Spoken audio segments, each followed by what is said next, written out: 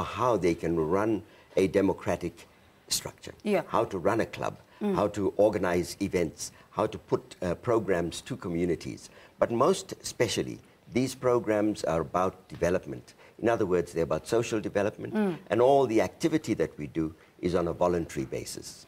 Kopano, you are one of the participants, and you are from the Dobsonville Film Club. How did that? How did you become part of the club, and what do you expect to come out of the conference?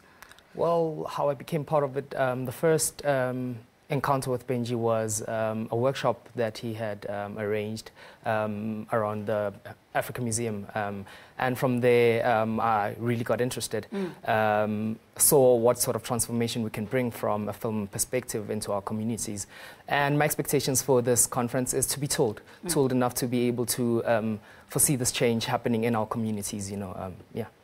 What else can attendees to this conference look forward to?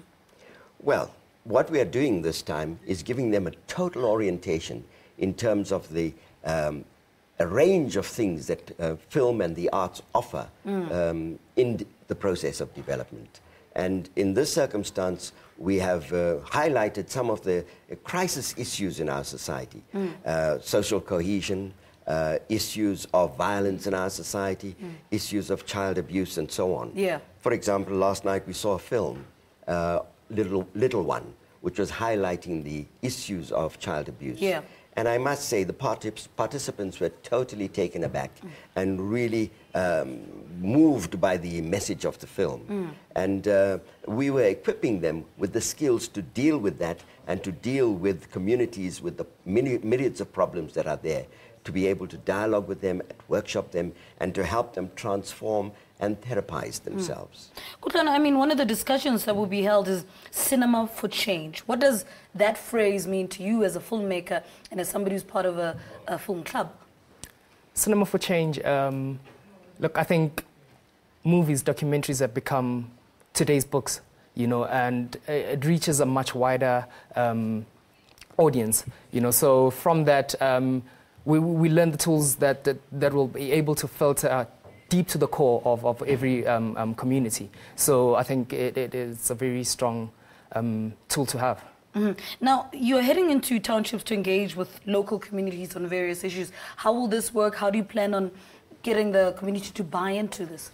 Well, this morning we are out in Kliptown, and we are doing a round table there. What we have done is we've invited members of the community to join the participants of the conference, and we are engaged in a dialogue with them around the issue of social mobilization. Now, here are a group of young people that want to set up a club in Kliptown. What can you do to help them? How can there be an interface, intergenerational interface between members in the community that enable young people? You know, we're always saying young people are marginalized and so on. But what do we do in order to give them the space to really express themselves?